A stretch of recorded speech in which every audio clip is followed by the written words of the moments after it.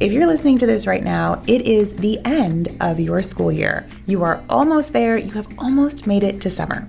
You might be noticing things like, oh, kids' backpacks are filled with rocks, or they're wearing flip-flops in 50-degree weather, and the routines feel like you just started school yesterday because they're all slipping and everything is chaotic.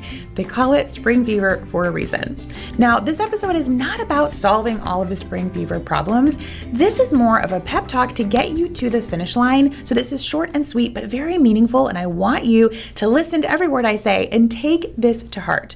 There's a time and a place for all of the management struggles that we run into all year, especially in the spring, and I am definitely here to help you with that. We have other episodes on specific management struggles and so many management resources for you. But for today's episode, I want to talk about just this time of year, why it's so weird, but I also want to talk about the goodness that can come from this time of year, and I want to give you some encouragement as you move forward towards summer. So spring, we always joke about spring fever. And I think I've shared before that when I was in transitional kindergarten, I moved from kindergarten to transitional kindergarten. And at that time, it was only second semester. So I didn't start school with them until January. And in my head, I thought, wow, we're going to skip spring fever because we'll only have been in school like 2 or 3 months. And then we're going to be towards the end of the year. I bet it will feel different. Newsflash, it did not feel any different. They still had major spring fever, just like the kindergartners did when I had them all year. So it really didn't make a difference. Something really is in the air.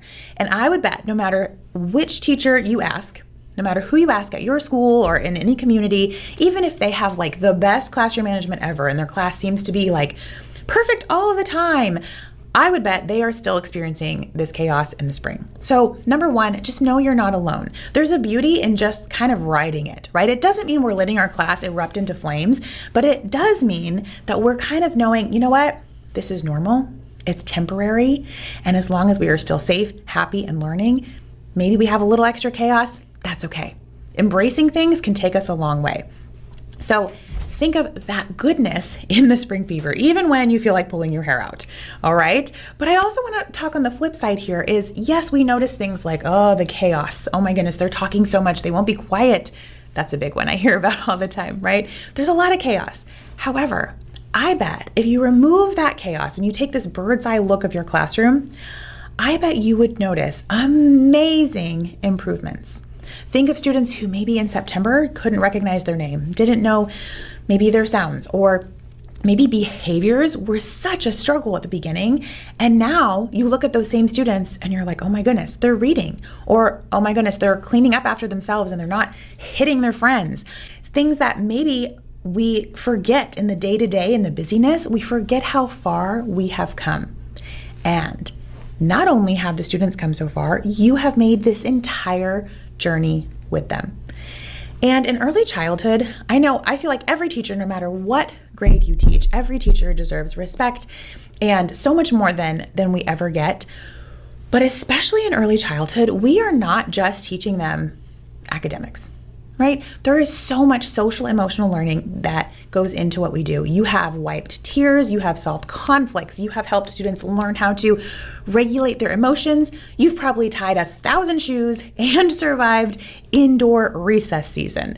There are so many things in an early childhood classroom that just kind of fly under the radar and go unnoticed. And I want you to pause this morning on this short podcast episode, and I want you to reflect on your own journey this year.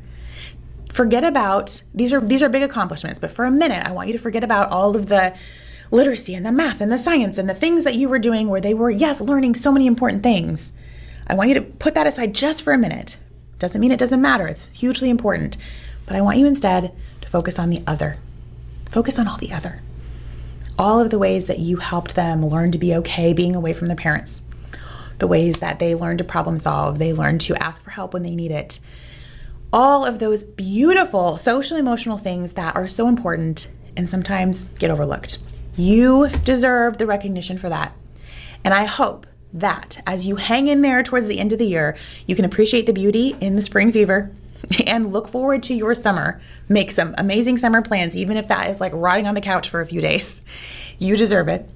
And remember, as we close here, I want you to remember you do not have to end the year with Pinterest perfect parties and the world's best like end of year parent performance and centers and this and that and confetti. You don't have to do that.